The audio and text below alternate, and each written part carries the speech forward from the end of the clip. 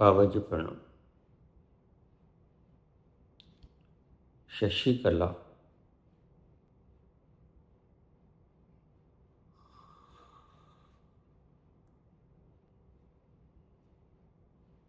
हमारे हृदय में परमात्मा कब विराजमान होगा?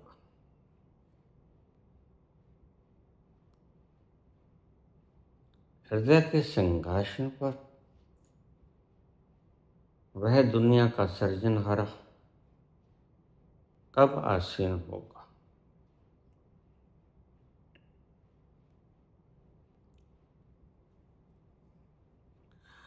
बहुत पुराने जमाने की बात है।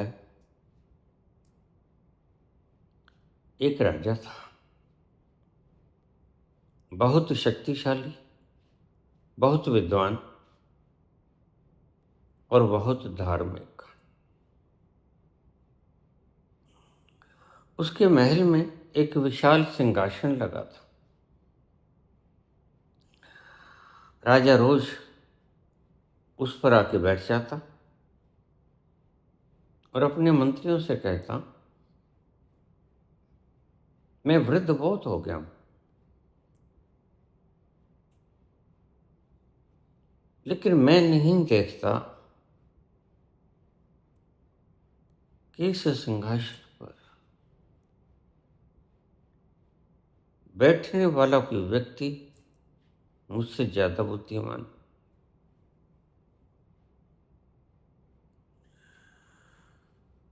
जिस दिन ऐसा व्यक्ति आ गया जो मुझसे ज्यादा बुद्धिमान हुआ, उस दिन मैं उसको ये सिंहासन सौंप दूंगा और सन्निस्त हो जाऊंगा।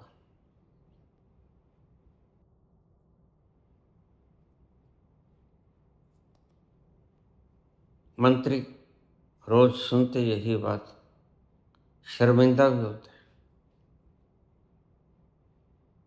शर्मिंदा इस बात पर होते हैं कि राजा हर काम में हमसे सलाह लेता है, क्या फिर भी हम समझदार नहीं है क्या? बस यही बात उन्हें परेशान कर देती।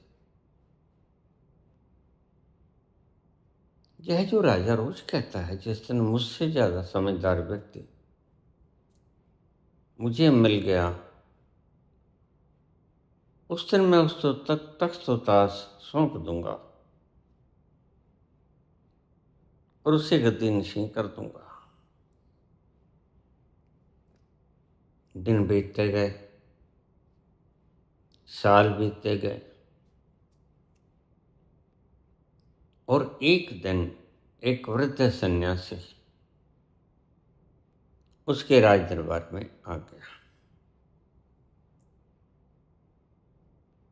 उसने राजा से कहा, राजा चलो उठो, सिंहासन खाली करो। राजा तो भौचक्का रह गया। राजा ने कहा, सिंहासन खाली करो? हाँ, क्या तुम मुझसे ज्यादा समझदार हो? वृद्ध सन्यासी बोला, ये तो पता नहीं, लेकिन तुम सिंहासन खाली करो। राजा ने फिर पूछा, क्या मेरी शर्त तुम पूरी कर रहे हो? मैंने कहा है, जिस दिन मुझसे ज्यादा कोई समझदार व्यक्ति होगा, उसके लिए मैं ये सिंहासन छोड़ दूंगा और उसको मैं सिंहासन पर बैठा दूंगा। तुम्हें तो ये भी पता नहीं कि तुम बुद्धिमान हो भी कि नहीं। वृद्ध सन्यासी हंसा। तुम मेरे से ज्यादा बुद्धिमान कैसे हो सकते हो, जिसे यही नहीं पता कि मैं बुद्धिमान हूं भी कि नहीं? वृद्ध सन्यासी ने कहा, यही तो पहली पहचान है। जिसे अपनी समझदारी का आभास न, वही समझदार होता है। जिसको अपनी समझदारी का आभास होता है, वह तो अहंकारी होता है। जिसके भीतर सच में समझदारी है,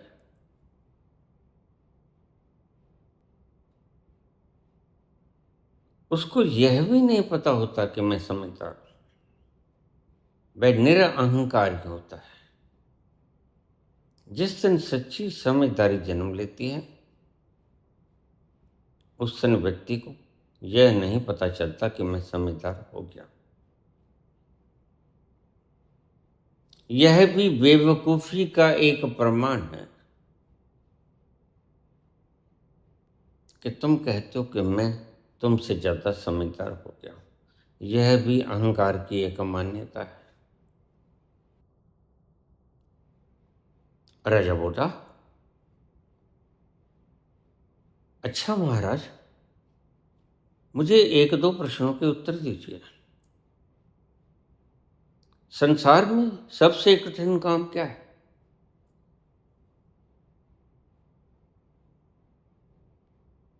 संसार में सबसे कठिन काम क्या है? साधु बोला, स्वयं को जानना। इस संसार में स्वयं को जानना सबसे कठिनतम काम है। इससे ज्यादा कठिन कुछ भी नहीं। राजा ने कहा, और सबसे आसान काम क्या है? सबसे आसान काम है दूसरों की निंदा करना।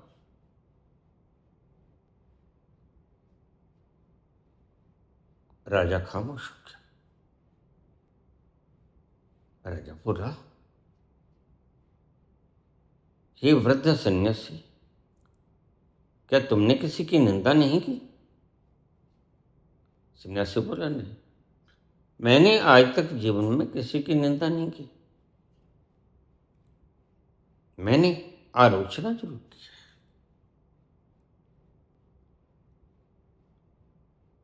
आलोचना का मतलब निंदा नहीं होता। आलोचना का मतलब है जो खुली आंखों से दिखे कि यह गलत है, उसको गलत कह देना, यह है आलोचना। और निंदा, जो बंद आंखों से तुम समझ लेते हो खोपड़ी से, जानते कुछ भी नहीं उस व्यक्ति के बारे में, उसके बारे में कुछ भी कह देना निंदा है।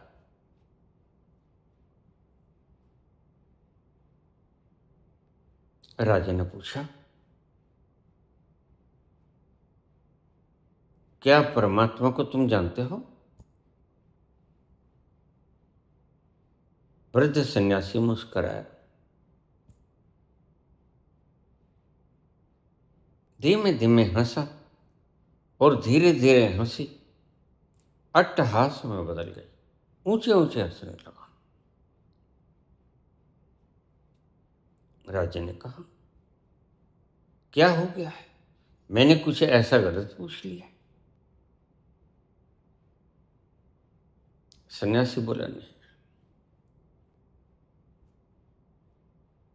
प्रश्न गलत है। तुमने गलत पूछ नहीं लिया है, वरन प्रश्न ही गलत है।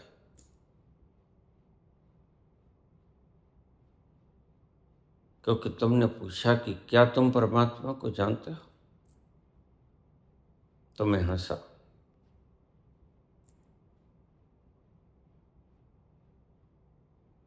वृद्ध सन्यासी ने कहा, जानेगा कौन? जानने के लिए दो चीजों की आवश्यकता होती है। एक वह जो जिसने जाना, एक वह जिसको जाना। और ध्यान में रखना, परमात्मा को जाना जा ही नहीं सकता। तो उसने कहा, यह सन्यासी सभी, इनमें से परमात्मा को कोई नहीं जानता? संत ने सहज भाव से कहा, नहीं, इनमें से परमात्मा को कोई भी नहीं जानता, क्योंकि वह जाना जा ही नहीं सकता। अब थोड़ी थोड़ी रगें राजा की हिलने लगी थी। सारे राज दरबार में सन्नाटा छा गया, यहां तक कि किसी के सांस लेने की आवाज में नहीं आ रही थी।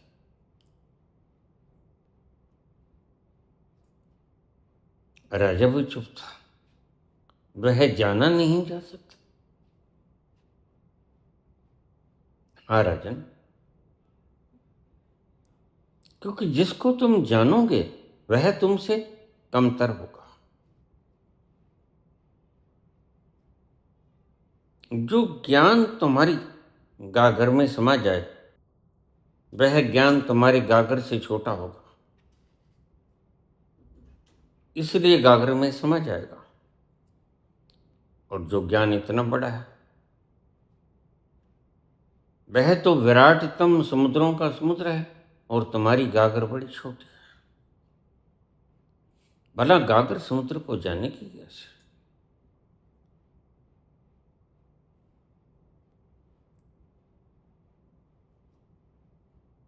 अब राजा को थोड़ी थोड़ी समझ आने लगी थी, उसके माथे पे पसीना आ गया। राजा बोला, मनुष्य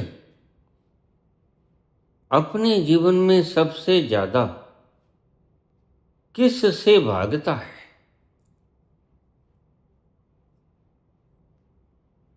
सन्यासी बोला, अपने दर्शन से। मनुष्य सबसे ज्यादा अपने दर्शन से भागता है, और मनुष्य सबसे ज्यादा इच्छा किसकी करता है? संत बोला, मनुष्य सबसे ज्यादा इच्छा अपनी ही करता है।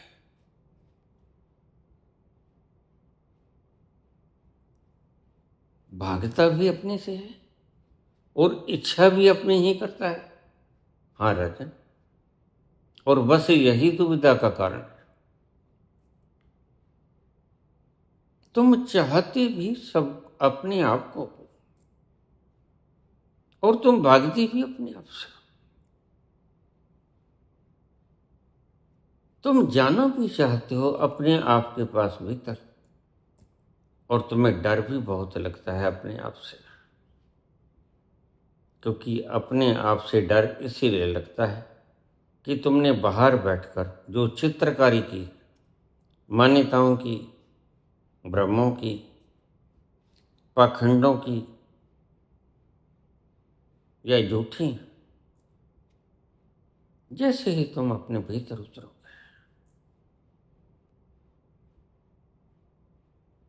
तुम सत्य को जानोगे, और सत्य को जानते ही तुम्हारे माने हुए असत्य टूट जाएंगे।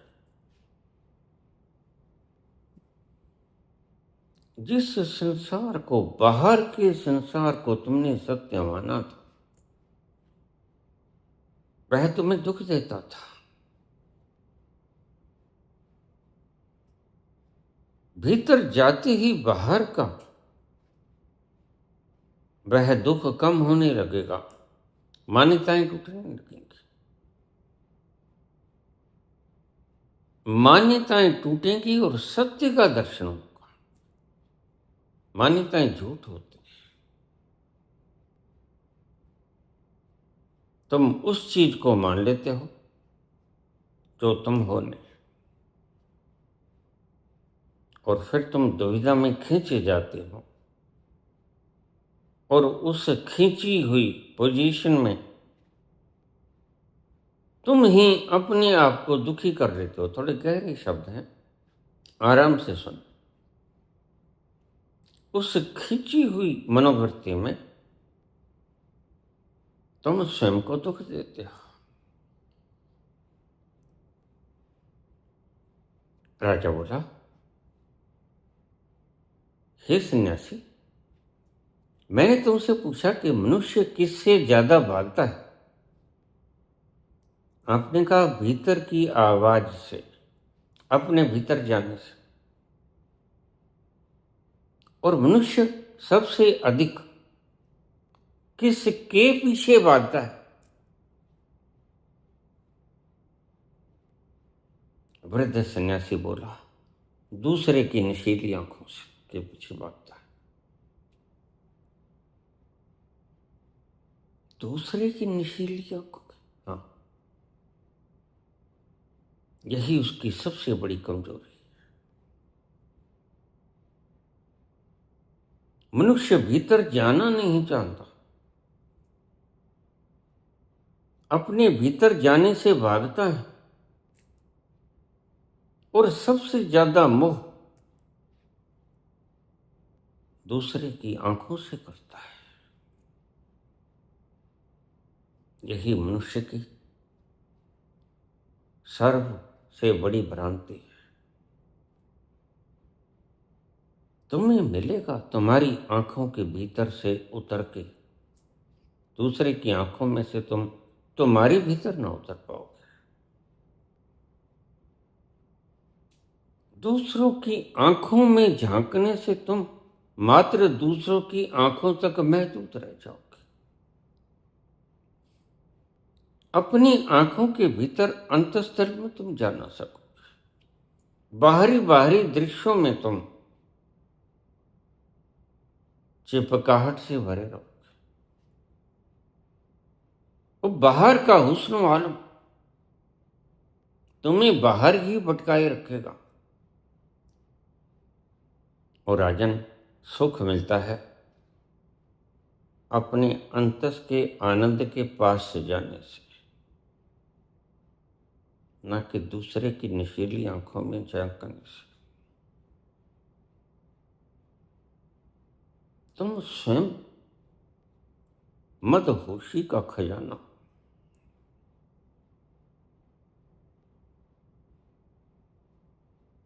अगर तो वक्त पास करना है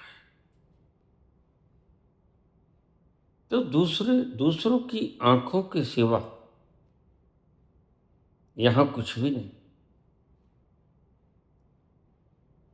और अगर स्वयं के पास जाना है तो बाहर का सब कुछ छोड़ देना होता है। आंखें मूंद के मिलेगा वह, खुली आंखों से वह नहीं मिलता। तुमने देखा, जब तुम्हारी चेतना इस वृहद संरचना को छोड़ देती है, वह चाहे ध्यान हो, वह चाहे समाधि हो, चाहे नींद हो, तो तुमने देखा आंखें बंद हो जाती हैं। क्योंकि तुमने अपना लगाव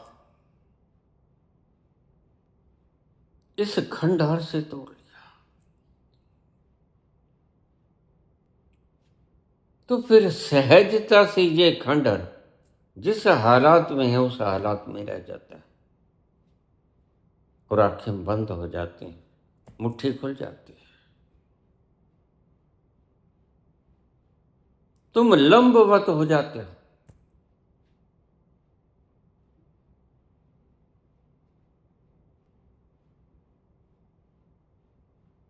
तुम अपने सही शरीर के रूप में आ जाते हो।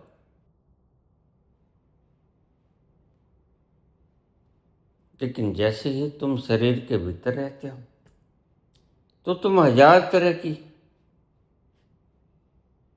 आसन बदलते हो। कभी टेढ़े मेढ़े, कभी उठ गए, कभी बैठ गए, कभी चल पड़े, कभी लेट गए, कभी सो गए।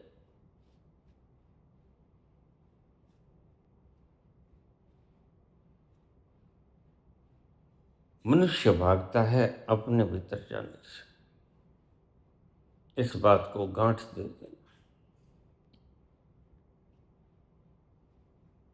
तुम जिसकी तलाश में हो, तलाश भी उसी की, मिलेगा भी भीतर, और भागते भी उससे। यूं ही नहीं जन्मों जन्मों बीत जाते बेकार, जन्मों जन्मों बीतते हैं बेकार, मनुष्य अपनी मूढ़ता के कारण।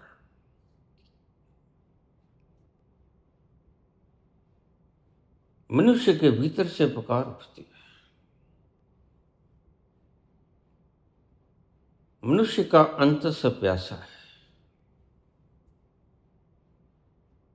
और वह प्यासा अंत से गुहार लगाता है कि पानी दे दो।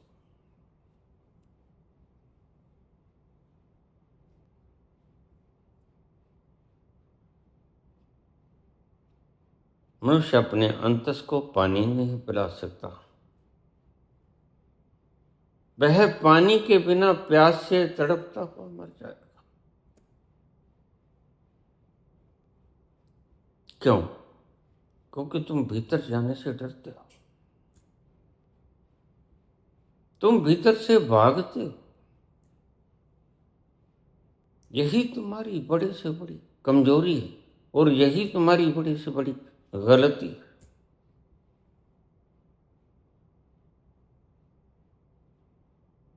अध्यात्म के रास्ते पर चलने वाला व्यक्ति बहाना कोई भी करे।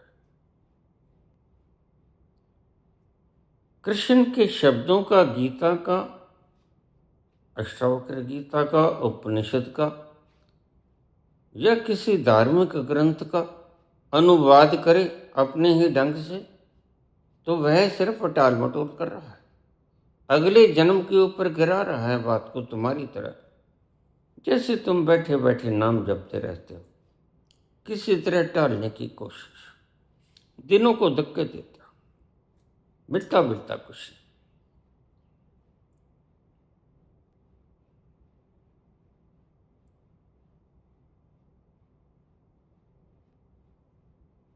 बड़ी अजीब सी पहेली है।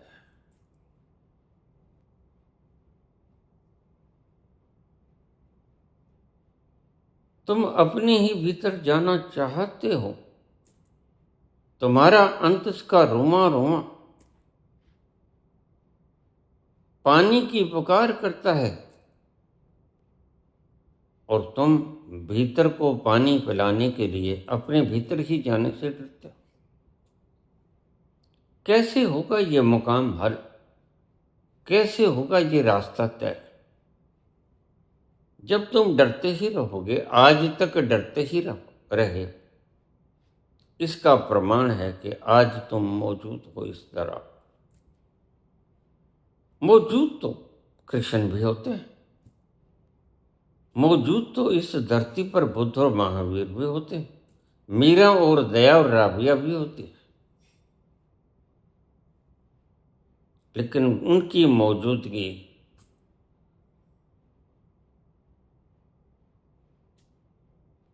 बड़ी खुशनुमा होती है। उनकी लहरें आनंद को बिखेरती हैं, उनके रोए रोए से आनंद जरता है। मौजूदगी तुम्हारी भी, तुम आनंद नहीं बिखेरते,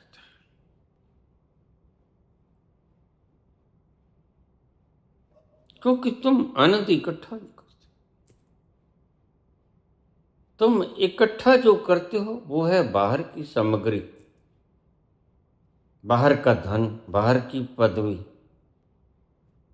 बाहर की मान्यताएं। भीतर का तुम कुछ इकट्ठा नहीं किया, और भीतर का तो एक ही खजाना है, वह खजाना है मदहोश।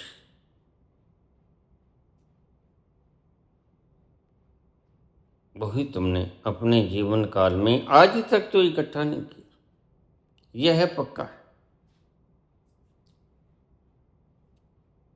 और यह जन्म भी चूक जाओ, अगर तुमने इस जन्म में भी गलत रास्तों को नहीं छोड़ा, तुम कहोगे बाबा मेरे पास आ जाते हैं लोग, अब 50 साल तो बीत गए, अब वापस मुड़ना असंभव लगता है। कैसे मुड़े? लगता है 50 साल खराब हो गए, और मन कहता है शायद आने वाले 2-4 सालों में मिल जाए। जहां इतना खराब हुआ वहां 5 साल और खराब कर दो। हाँ, मन ऐसे ही भटकाता है तुम्हें, मिलता मिलता कुछ नहीं। ये भी गुजर जाएंगे, एक दिन व्यक्ति खाक हो जाता है। इसलिए तो यह जन्म तुम्हें लेना पड़ा, और इसीलिए तो वह जन्म, अगला जन्म तुम्हें लेना पड़ेगा। तुम्हारी यही ट्रिक, यह मन की एक बहुत पुरातन ट्रिक है, कल के ऊपर टाल देना। कोई बात नहीं, जहां 35, जहां 40, जहां 50 खराब हो गए, 5 और खराब हो जाएंगे। इतना कितना जीना होता है, तुमने कभी नहीं सोचा।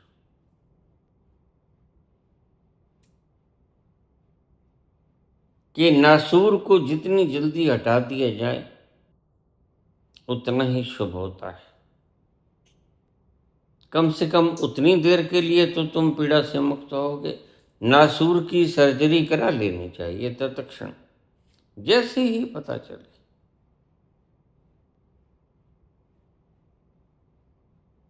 कि कैंसराइटिस हो गया है, नासूर हो गया है, तत्क्षण उसकी सर्जरी करा लेनी चाहिए, अन्यथा व्यर्थ में ही दुख भोगते रहोगे।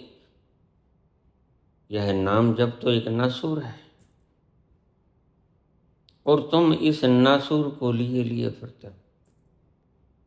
और मजे की बात है, दुखी हो तुम, लेकिन इस पीड़ा की तुम्हें आदत पड़ गई। You are addicted of this. इस मूढ़ता के तुम आदि हो गए।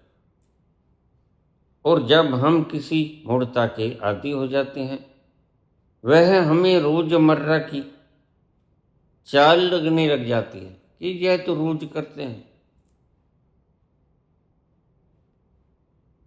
बस यही रोज करते हैं,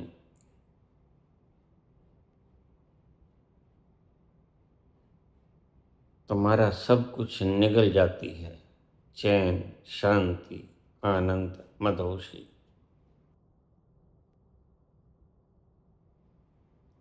जवाने ने मारे जमा कैसी कैसी, जमाने ने मारे जमा कैसी कैसी, जमी खा गई, जमी खा गई आसमां कैसे कैसे, जमी खा गई आसमां कैसे कैसे, जमाने ने मारे जवां कैसे कैसे।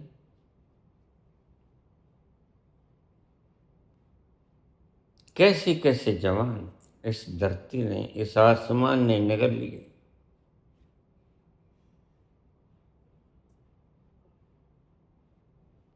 इसी ब्रह्म ने बड़े बड़े विद्वान, बलशाली, गौरवान्वित लोग, समझदार लोग, बुद्धिमान लोग निगल लिए।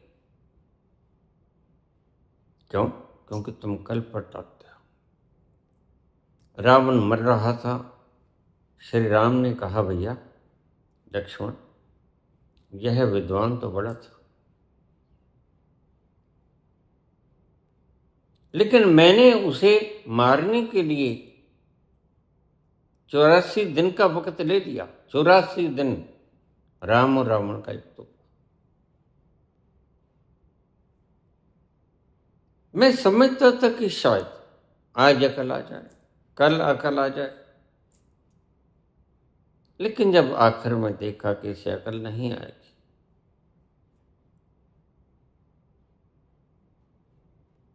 तो फिर मैंने इसे अग्निबाण मार दिया।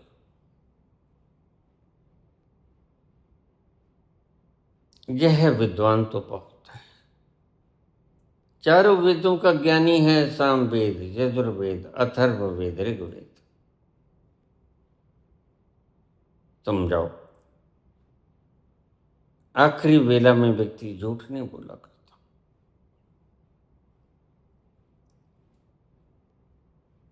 तुम जाकर इससे कुछ अंत वेला के नुक्ते ले आओ, तुम्हारे जीवन भर काम आएंगे। लक्ष्मण चला, रावण के सिर के पास जाके खड़ा हो गया। रावण धीरे बोल रहा था, सिर के पास जाके खड़ा, इसकी आवाज मुझे ठीक से सुनाई पड़ जाए। रावण कुछ नहीं बोला। लक्ष्मण ने पूछा, हे महापंडित, अब तुम संसार से विदा ले रहे, तुमने जिंदगी में क्या निचोड़ निकाला? तुमने क्या सीखा जिंदगी में? हमने अभी जिंदगी जीनी है। हे महाब्राह्मण, कृपा करके मुझे समझाने का कष्ट करें। लेकिन रावण कुछ नहीं बोला।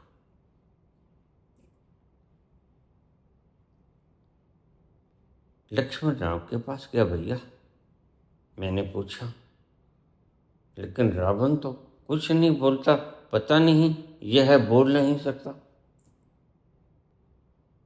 राम ने कहा, मैं देख रहा था तुम सिर के पास बैठे थे, यह पूछने का ढंग ठीक नहीं, यह शिष्टाचार नहीं। ज्ञानी व्यक्ति शिष्टाचार पर टूटता है।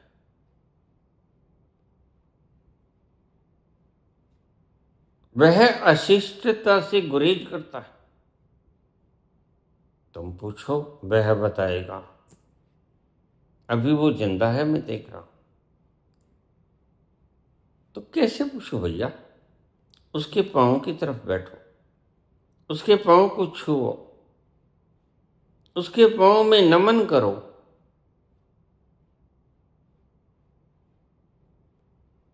और फिर पूछो, विनम्रता से पूछो। पूछोगे, हे महाब्राह्मण, तुमने जिंदगी में क्या निचोड़ निकाला इस जीवन का? तुम बहुत महाबली थे, चारों वेद तुमने पढ़े थे ब्रह्मा जी से, कृपा करके बतलाइए। तो रावण ने उनमें एक बात जो कही, आपने काम किया। रावण ने कहा,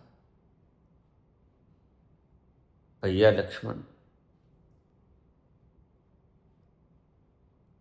मेरी बात को ध्यान से सुन लो। आज का काम कल पर पेंडिंग मत छोड़ देना, मुलतवी मत कर देना। आज का काम अभी निपटाना। मन की आदत है,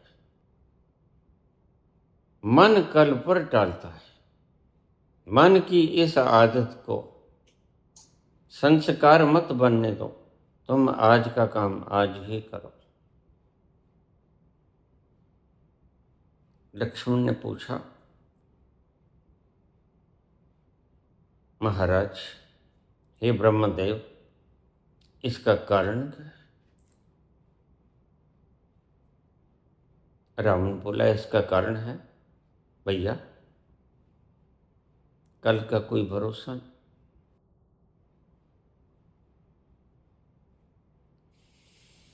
न जाने कौन सा बल मौत की अमानत हो, न जाने कौन सा पल मौत की अमानत हो, हर एक पल की, हर एक पल की खुशी को गले लगा के जियो, ना मुँह छुपा के जियो और न सर झुका के जियो। गमों का दौर भी आए तो मुस्कुरा के जियो, ना मुँह छुपा के जियो और न सर झुका के जियो। घटा में छुप के सितारे फना नहीं होते, घटा में छुप के सितारे फना नहीं होते, अंधेरी रात के, अंधेरी रात के दिल में दिए जला के जियो, ना मुँह छुपा के जियो और न सर झुका के जियो। गमों का दौर भी आए तो मुस्कुरा के जियो, ना मुँह छुपा के जियो और न सर झुका के जियो। आज का कम कल पर मत छोड़ना, क्योंकि पता नहीं अगला पल आए आए ना आए, कौन जानता है।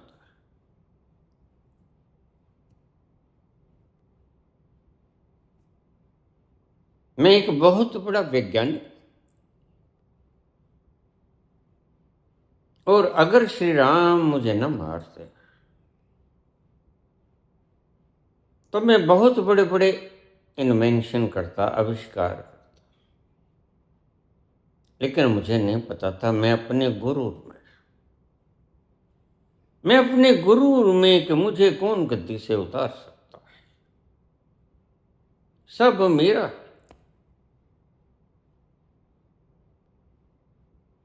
सारी सेना मेरी है, सारी शक्ति मेरी है, सारा कोश मेरा है,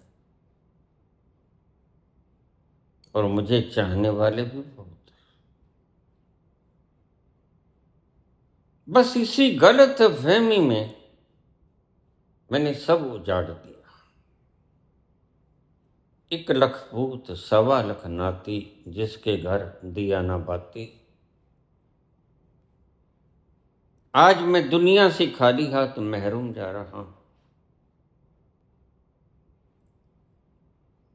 सब कुछ होते हुए भी मेरे हाथ कुछ न लगा।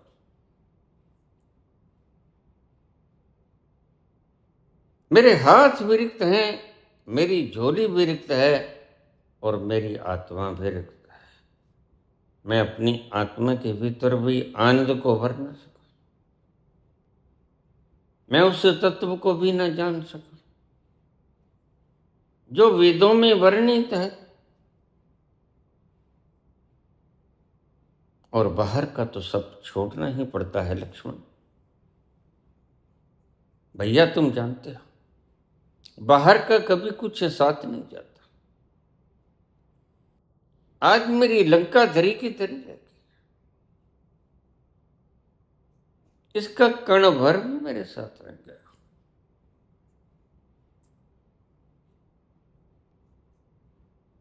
और भीतर मैंने भरा नहीं।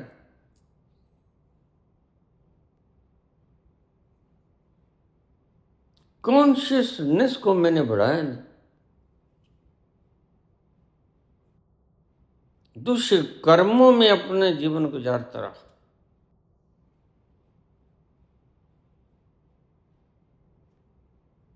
वह रस जो भीतर जाकर चखना था मैं बाहर की इंद्रियों से चखता रहा। मैं इतना मूड था, फिर कोई क्या करेगा।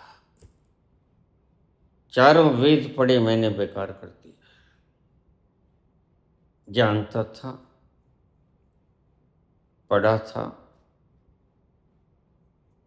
कि वह भीतर है और भीतर से मिलता है, लेकिन मैं बाहर तो ढूंढने की कोशिश करता रहा। मैंने 10 दिशाओं में अपना प्रचार किया, यहां तक कि मैं भगवान हो बैठा। लक्ष्मण, तुम ऐसी गलती मत करना भैया, बस यही मेरा उपदेश है तुमको। तुम नकली नकली, मिलावटी मिलावटी, फलावटी फलावटी कुछ न करना, क्योंकि जो हवा भरी होती है गुब्बारे में, वह गुब्बारे की अपनी हवा नहीं होती, बाहर से आई होती है। वह तो थोड़ा सा आघात पिन का और गुब्बारा अपने स्वरूप में आ जाता है, वो हवा फुर्र हो जाती है। वो हवा उसकी अपनी नहीं होती। इसलिए जो भी कमाना वो हो कमाना जो तुम्हारा अपना। ये पदार्थ, ये धन, ये मान, ये सम्मान, ये 10 दिशाओं में लोग मुझसे डरते थे, दबदबा था मेरा।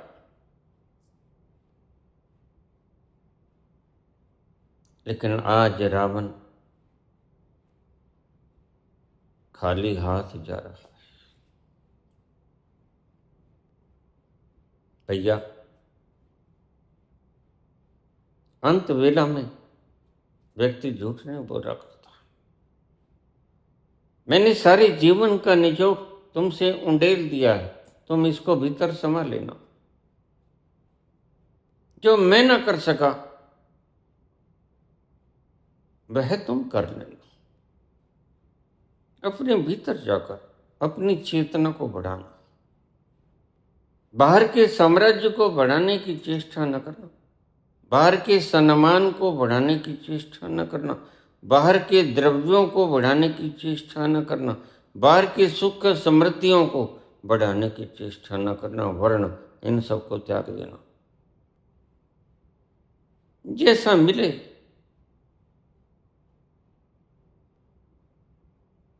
जैसा मिले वैसा ही खा पी लेना। लेकिन एक बात को मत भूलना, अपने अंतस को, अपनी चेतना को बढ़ाने से कभी रुक मत जाना। बस यही हमारा दायित्व है और यही हमारा गोल ऑफ लाइफ है। जीवन का यही अंतिम लक्ष्य है हमारा। मैंने इस लक्ष्य से विपरीत बाहर की चीजों को तो जोड़ा, लेकिन भीतर का सब चूक गया। वक्त बहुत था मेरे पास, जीवन के लंबे पहले पहलू थे मेरे पास। मैंने एक लंबा जीवन जिया, लेकिन काश मैं इतने लंबे जीवन में भी अपनी आत्मा को उत्थान न कर सका। जो सच में मेरी पूंजी बन सकती थी वह नहीं बनी। बस यह अंतिम शब्द थे। गर्दन लुढ़क गई, रावण के प्राण पखेरु हो गए। उस राजा ने उस वृद्ध संत से आखिरी सवाल पूछा। राजा बोला, हे संत महोदय, मुझे बस मेरे आखिरी प्रश्न का जवाब दे दो। बोलिए, तुम्हें अगर इस संसार में एक चीज चुनने को कहा जाए तो तुम क्या चुनोगे? संसार में बहुत कुछ है, यह है बहुरंगी सृष्टि। परमात्मा की इस बहुरंगी सृष्टि में अगर तुम्हें एक चीज चुनने का मौका मिले तो तुम क्या चुनोगे?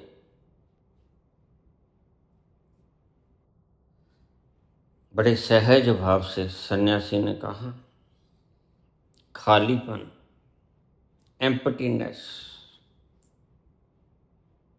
खालीपन।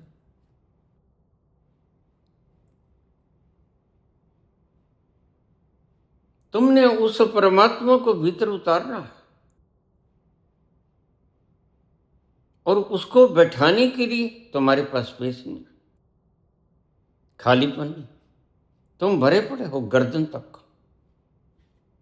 जैसे तुम भोजन कर लेते हो, पूरा पेट भर जाता है, ओसोफेगस भर जाती है और गले तक खाना आ जाता है और तुम खा ही नहीं सकते।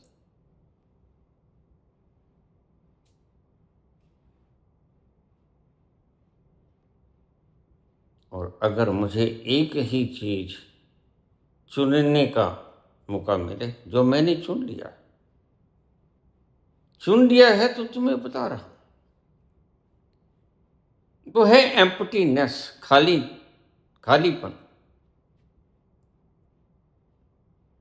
तुम भी खालीपन चुन लेना।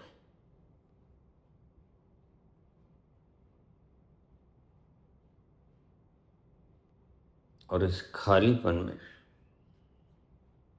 उस सर्जनहारे को पुकारना, उस परमात्मा को आवाज देना।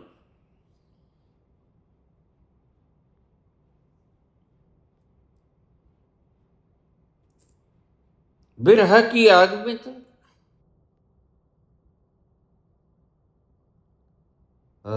आवाज दे के हमें तुम बुलाओ, आवाज दे के हमें तुम बुलाओ, मोहब्बत में इतना न हमको सताओ, आवाज दे के हमें तुम बुलाओ, मोहब्बत में इतना न हमको सताओ, आवाज दे के। खालीपन बैठाओ के कहा, वह आता है, रोज आता है, क्योंकि उसको कहीं से चल के नहीं आना पड़ता, सचखंड से। हर जर्रा सचखंड है। He is present everywhere. उसने कोई अलग से अपना खंड नहीं बना रखा है। यह है तुम्हारी व्यापारियों की बातें, जो धन इकट्ठा करना चाहते हैं, जो बड़े बड़े डेरे बनाने चाहते हैं, और इन्हें पता है अच्छी तरह से, कभी कभी किसी के डेरे किसी के साथ गए, कितने आए कितने चले गए, ढेर ढेरी हो गए, कितने कितनों राजाओं के किले ध्वस्त हो गए, आज खंडहरों में बदल गए, और लोग उन खंडहरों को भी उखाड़ फेंकते हैं। मुझे कल ही कोई व्यक्ति प्रश्न कर रहा था, श्रीलंका में रावण के होने का कोई सबूत नहीं। मैंने कहा लाखों साल पहले की बात बताते हैं, इतनी देर में कौन सी इमारत खंडहर नहीं होगी? खंडहर हो गई होगी, उसका मलबा सारा इकट्ठा करके तोड़ फोड़ करके नई इमारतें बन गई होंगी। लंका धरी पड़ी है क्या?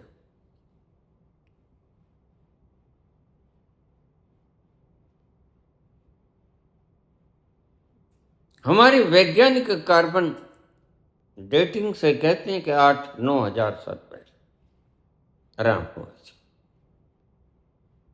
अब जरा देखिए कौन सी ऐसी इमारत होगी या 8-9 हजार साल खड़ी रह जाए।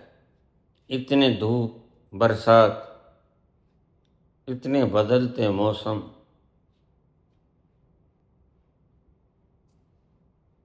कहाँ ढूंढते हो लंका को तुम? लेकिन कभी न कभी उसका कोई ना कोई सबूत तुम्हें मिलेगा,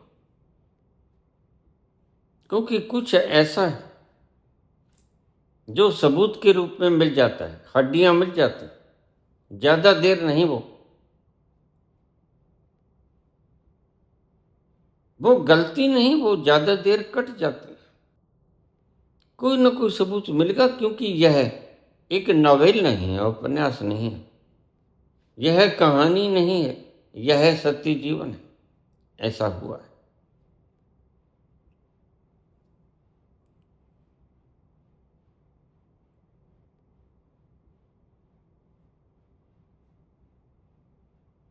लेकिन जो भी हुआ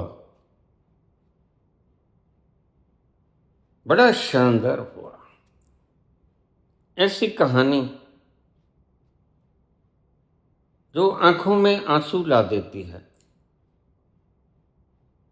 जिसमें विरह भी है, तड़पन भी है, राज भी है,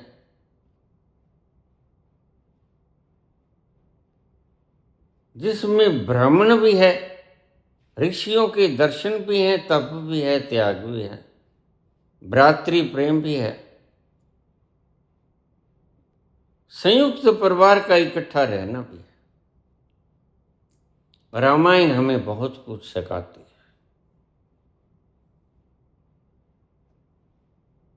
तो संत ने कहा, अगर मुझे कुछ मांगना पड़े तो मैं खालीपन मांगूंगा, और तुम भी खालीपन मांगना, क्योंकि खालीपन ही पहले चाहिए। तुम्हारे घर में कोई मेहमान आ जाए और घर सारा वस्तुओं से भरा हो, तुम्हारा घर भी सारा वस्तुओं से भरा हो। ये सूचनाएं, पृथ्वी से सूरज कितनी दूर है, यही बकवास तो भरी पड़ी है भीतर। इन सर लोगों को मैं बकवासी लोग कहा करता हूं, जिनकी खोपड़ी में गंदगी भरी है सूचनाओं की। कुछ ही पूछ लो इनको। आज जो चेतना विहीन एआई का आविष्कार हो गया है, तुम्हें इतना मगज खपाई करने की जरूरत नहीं। खराब मत करो खोपड़ी को, खाली पल को जियो। यद्यपि तुम्हें लगेगा कि सहज व्यक्ति बोल रहा है, हम क्यों माने। लगता तो कबीर के वक्त भी था, लगता तो नानक के वक्त भी था। कागज कलम छुओ नहीं, इससे क्या सीखना है। तुम असल में सूचनाओं को ही ज्ञान समझ लेते हो, यही तुम्हारी मूर्खता है। तुम सूचनाओं को ज्ञान समझ लेते हो और तुम समझते हो इसी ज्ञान से हम अपने उस अंतस्थल तक पहुंच जाओगे जिसको महाराज कहते हैं। नहीं, तुम गलती में। यह है सूचनाएं तो सूचनाएं हैं, यह ज्ञान नहीं है।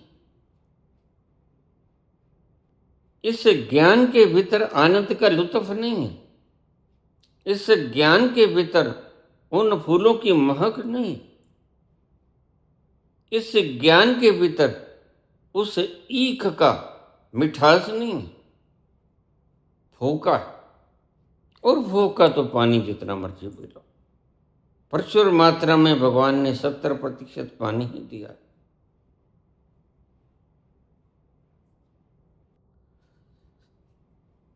तुम अपने आप को, अपने अहंकार को बचा लेते हो। देखो कितने लोग मेरे पास पढ़ने आते हैं, और यह सूत्र तुम्हारे अहंकार को बचाने में तुम्हारी सहायता करता है।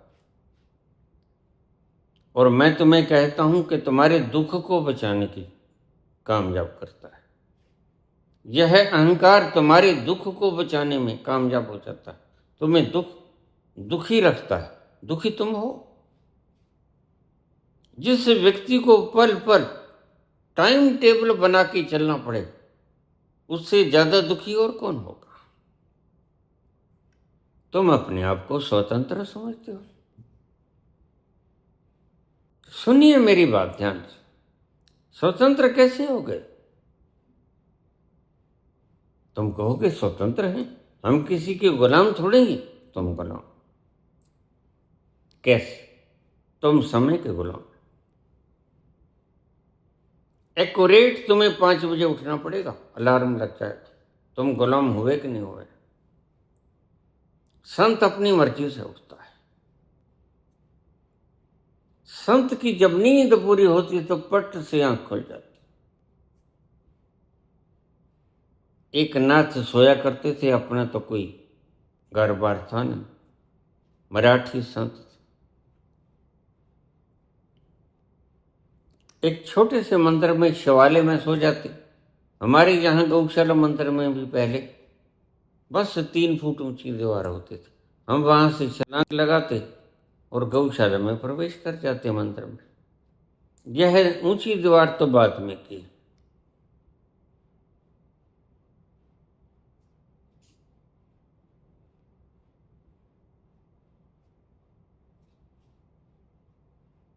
तो वह जाके किसी मंदिर के अंदर जाके सो जाता, थका हारा सो जाता, मजे में सो जाता, नींद आ जाती। तुम्हें तो दवाइयां खा के भी नींद नहीं आती। मेरे भाई बताते थे, इंडियाना स्टेट में डॉक्टर थे, कार्डियोलॉजिस्ट थे हार्ट का।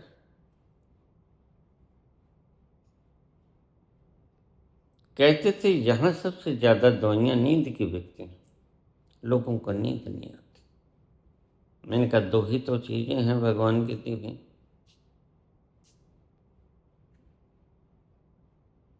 एक नींद और एक भूख। यही तो परमात्मा की देन।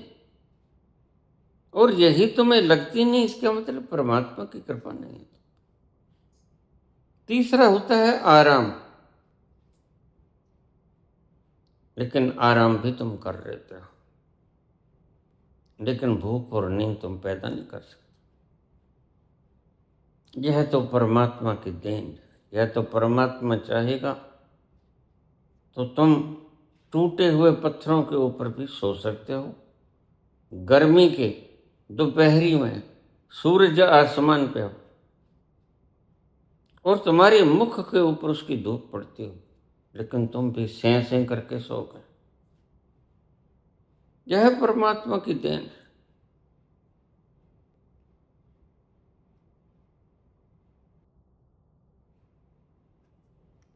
तो उनका कोई नियम नहीं था, टाइम बैंड नहीं होते। संत का एक असूल देख लो, तो मैं बता दूं, संत कभी भी टाइम बैंड नहीं होगा, क्योंकि फिर तो वह वक्त का गुलाम हो गया और गुलामी तो उसको छू भी नहीं सकती। वह तो स्वतंत्र है। मुक्ति तुम किसे कहते हो? अगर वह वक्त का भी गुलाम हो गया तो वक्त ने भी उसे बांध लिया।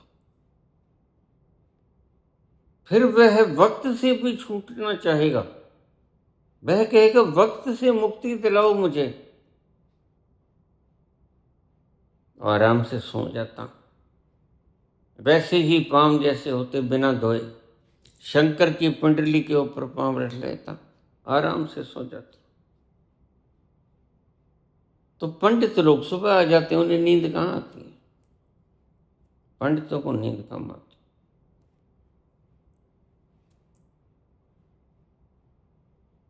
जब पंडित सुबह खोलता दरवाजा, छोटा सा गेट जो लगा था, और शंकर मंदिर में जाता, तो शंकर की पिंडली के ऊपर पांव रख के मजे से गुर्राटे मार रहा है एक नाथ। वो जगाता, संत जी उठो, तुम कहाँ सोए हो, भगवान के ऊपर तुमने पांव रखे हुए हैं। संत आंखें खोलते हैं, संत कहते भगवान तो सब जगह है, जहां भी पांव रखो।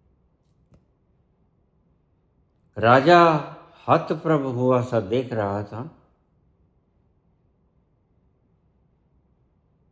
सन्यासी राजा से बोला,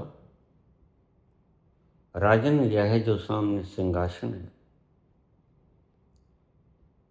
यह सिंहासन इसलिए नहीं है कि इसके ऊपर राजा बैठता है तो ये सिंहासन है, नहीं। यह सिंहासन इसलिए है कि इसके ऊपर बैठने को जगह है खाली। सिंहासन खाली है तो ये सिंहासन है। अगर ये भरा हो तो सिंहासन नहीं होगा, फिर बैठेगा कहाँ।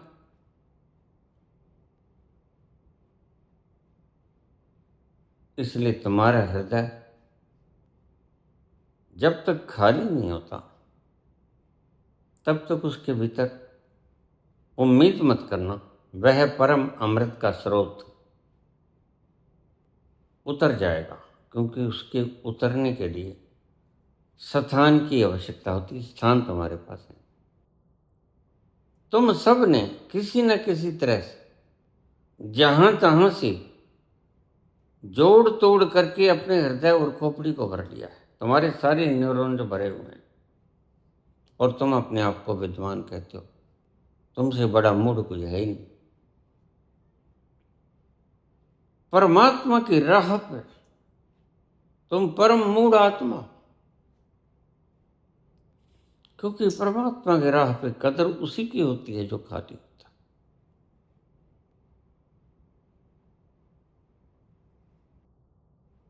खालीपन,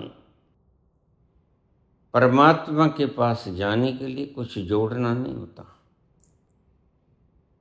ना ही बाहर के पदार्थ, ना ही कोई सूचनाएं, ना ही कोई अन्वेषण, ना ही कोई इन्वेंशन करनी होती है। परमात्मा के पास ऐसे के ऐसे ही जाया जा सकता है।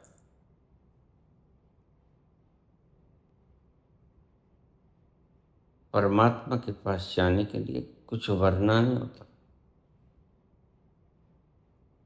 वर्ण जो नाजायज भरा हुआ है वो छोड़ना होता है। ये तुमने सब नाजायज भरा हुआ है, इससे तुम जिंदगी के कुछ लम्हे जी लोगे। लेकिन ध्यान से समझना, अपने आखिरी वेला में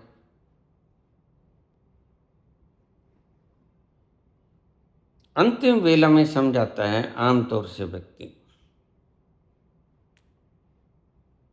एक काम तो बहुत किया, गधों की तरह काम किया, भागे दौड़े बहुत, हमने आसमान सिर पर उठा लिया,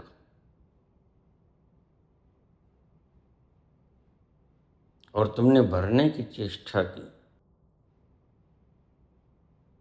सूचनाओं से, अपने पात्र को भरने की चेष्टा की, जबकि यह पात्र भरना नहीं होता।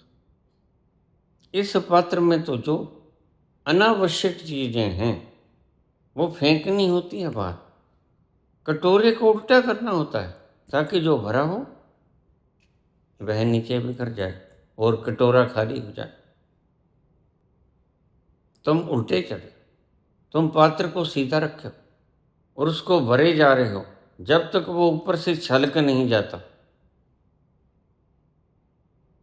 नहीं, परमात्मा का रास्ता इससे बिल्कुल विपरीत है। संसार का रास्ता यही है। यूपीएससी में सूचनाओं को संग्रहित करो, कंपटीशन करो।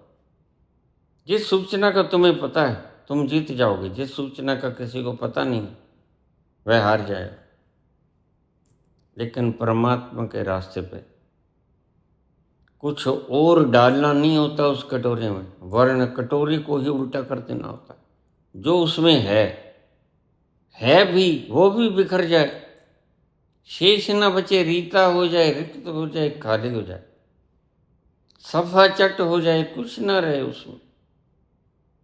ये परमात्मा का रास्ता थोड़ा सा उल्टा है, थोड़ा सा क्या, पूरा का पूरा उल्टा है।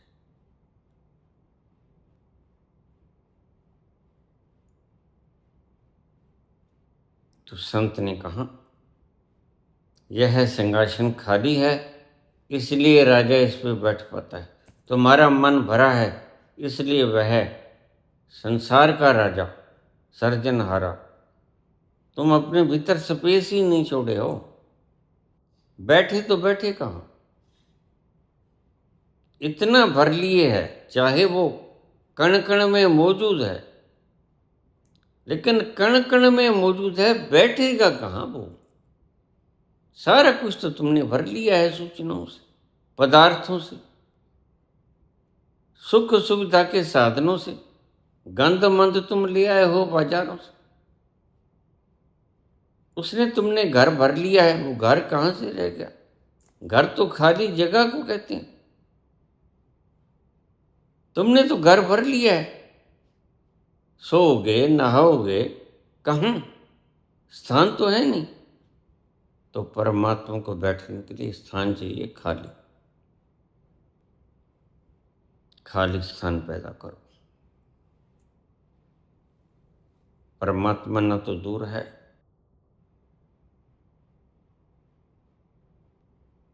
न ही उसके लिए किसी प्रकार की यात्रा की आवश्यकता है। इसलिए संत ने आखिरी शब्द बोले, अहम ब्रह्मास्मि, मैं ही परमात्मा।